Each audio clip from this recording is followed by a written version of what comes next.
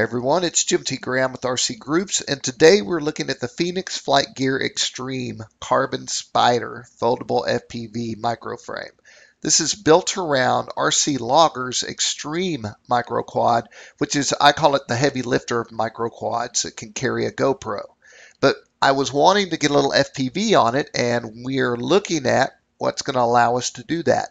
This frame takes everything from your Xtreme and you remount it, and it spreads everything out. So here we see the arms and places where we can put cameras and batteries and video transmitters and things like that. The only hitch in this get along is you have to disassemble your RC Logger Xtreme. And I like it in its stock form, and I just felt compelled to kind of mod a little bit and utilize Phoenix Flight Gear's frame. So what we're looking at is everything you get for the main frame, and then there's also this piece, which is a top piece that sits over your flight controller, protects it, and also gives you more places to put, say, a little battery or a video transmitter, or whatever it is you might need. So let's start out with the build. Here's the stock unit, the Xtreme, and what we have to do is start taking components off of it. So what we're going to start with is we're just going to pop the canopy off, and once you get the canopy, you'll be able to see the flight controller, and it's pretty simplistic. Everything's on one board.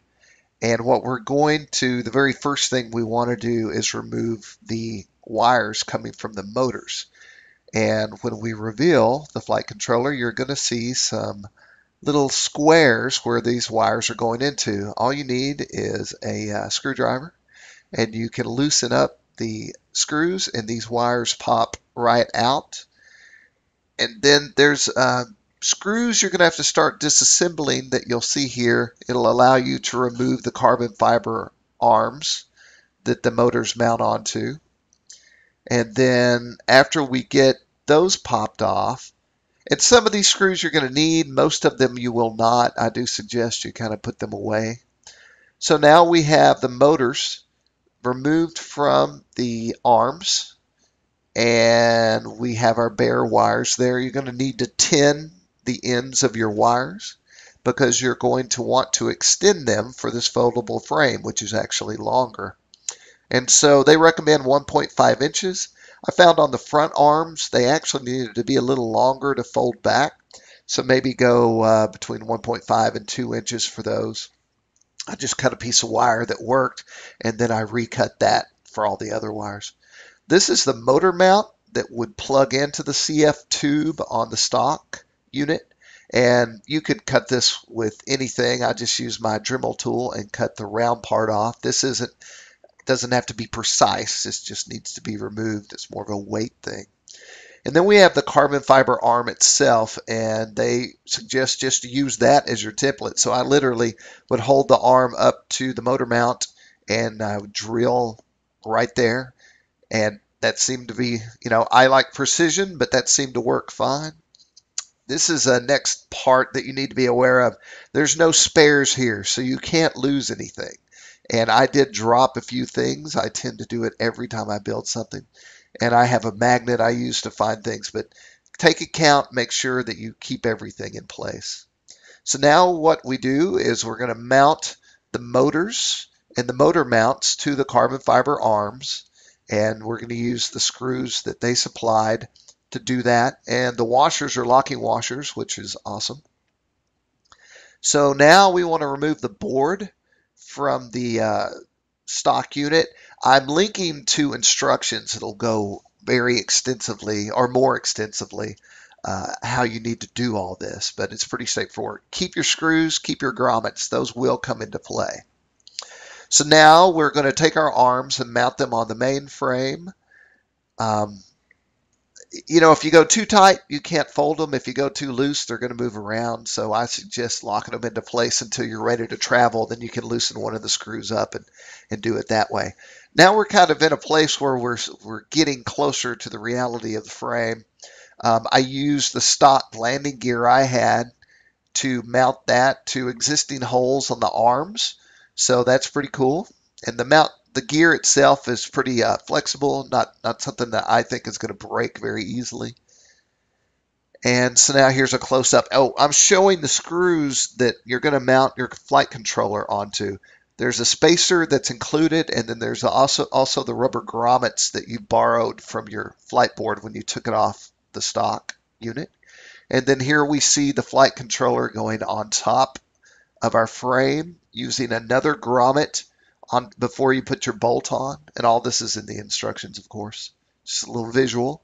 And now we're almost there. I've got the top piece on, and this is the back. No, that's the front, because you'll see a little hole. It's got a mounting piece for an FPV camera if you wanted to go that route, which would be lighter than a Mobius or the Pro.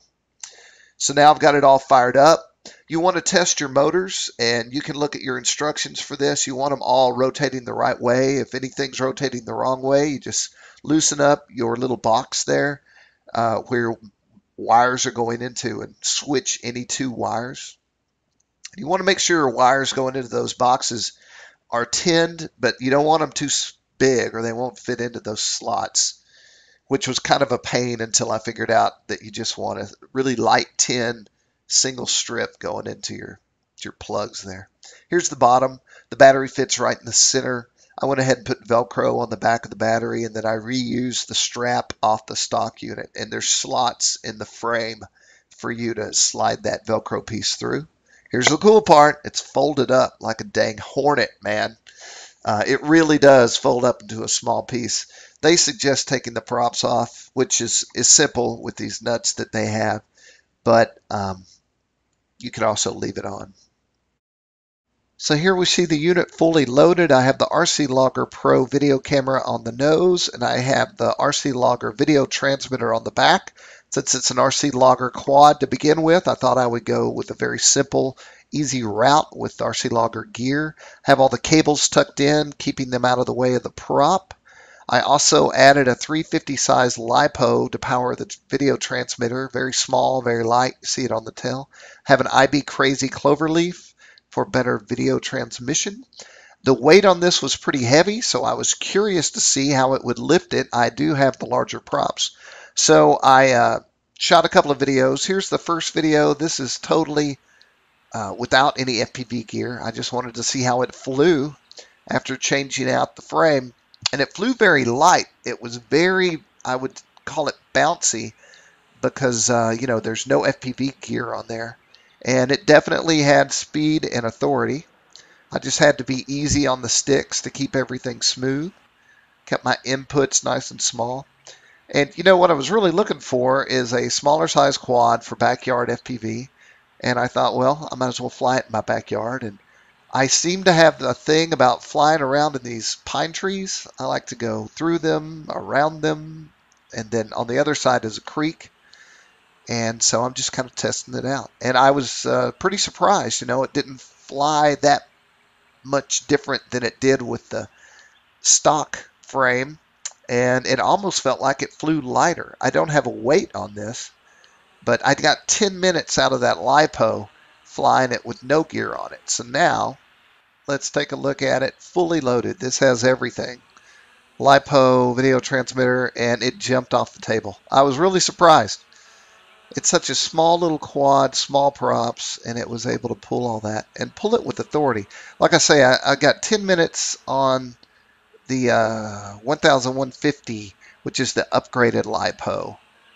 And that sounded high to me. I actually found it hard to believe I got 10 minutes off that little LiPo, but I guess I did. I mean, that's what my timer said.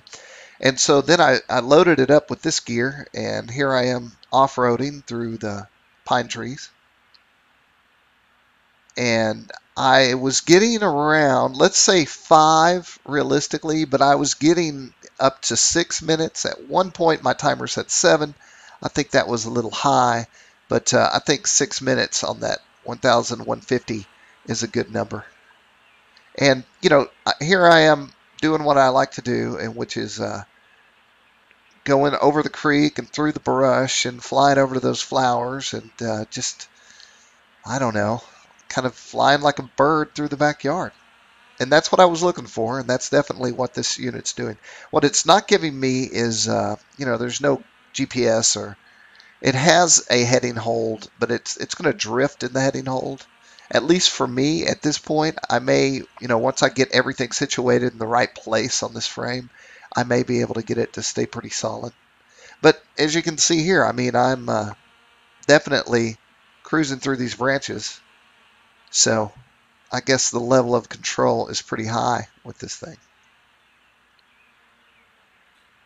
Also, at one point, I grabbed some pine needles, I grabbed some branches, and it kept flying. The only time I really was able to shut these motors off is if I had a branch really reach out and grab it.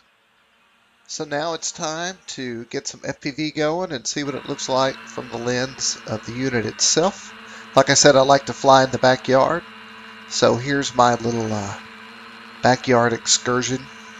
We have a creek in the back, and it's really pretty. I'm not sure who did all this rock work. I'm sure it was done 30 years ago.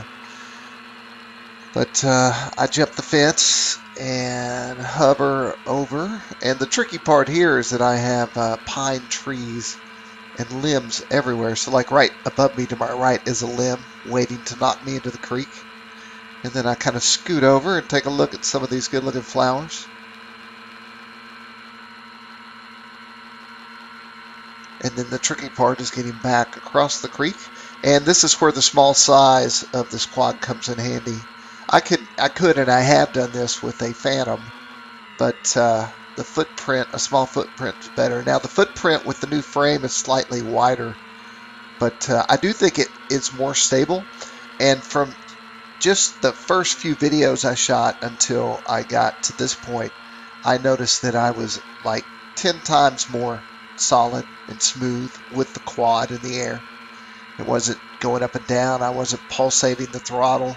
And I think the added weight of the FPV gear actually stabilizes it a little bit.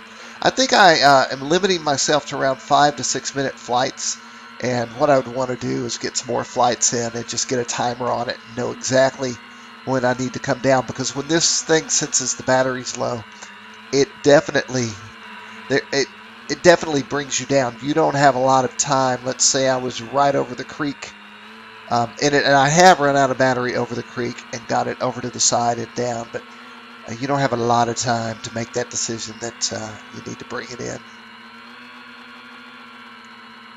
So after shooting this, I was thinking I'm going to Mexico and I didn't really want to bring something and have it confiscated, but this thing will fold up and go in my suitcase, and I'm pretty sure I'm going to stick it in there. I do risk probably having it taken or it disappearing, but this would be great to have on the beach, I think, where there's not a lot of people.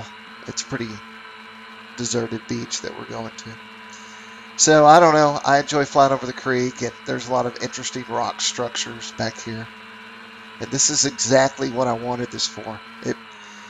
Other than having GPS and a few things I like with a NASA, this unit really is a nice little pack and go, take anywhere type quad. And the fact that I can run this camera, and then you see I don't have a micro FPV camera in the top ring there, but I will. I have one sitting over here from Surveil Zone, and I'm going to load that up and see what I can do with that and try to lighten it up maybe in the future. But, as a pure RC Logger unit, with RC Logger camera and video transmitter and all that, it totally flies with authority, decent flight time of around 5 minutes, and it did exactly what I was hoping it would do. I would say the hardest part of this build is taking a perfectly fine flying quad and taking it completely apart. But I've always thought, for a Phantom or other quads like this, why don't they make carbon fiber frames I could move everything over onto? And this is exactly what it is. So good on Phoenix for putting this together. I also want to thank them for sending me the unit. When I saw it, I was like, oh, I must have this. It was well thought out. I have dropped this thing from the air multiple times. I've flipped it. I've got it snagged in trees. I haven't popped a prop since I switched, and I've had no issues, and I love that it folds up. It really is a tiny footprint that you can put anywhere. Like I said, I'm probably going to throw it in the suitcase and try to take it to Mexico and see what I can get there. I want to thank Phoenix Flight Gear for sending me the unit. I want to thank Adam at RC Logger for the quad itself, also for the RC Logger Pro and the video transmitter. You know, I've moved that video transmitter and this camera around a lot. I've used it on FPV aerial platforms, quads, you name it. I like it because it's flat. It'll take an SD card. It shoots good video. It's reliable. I've yet to break one, and I have tried. So I hope this has helped in your build, your decision to possibly do this. And be sure to check out the review on RCGroups. Hit the subscribe button for future videos like this. And I am Jim T. Graham, your host. And be sure to visit us at rcgroups.com.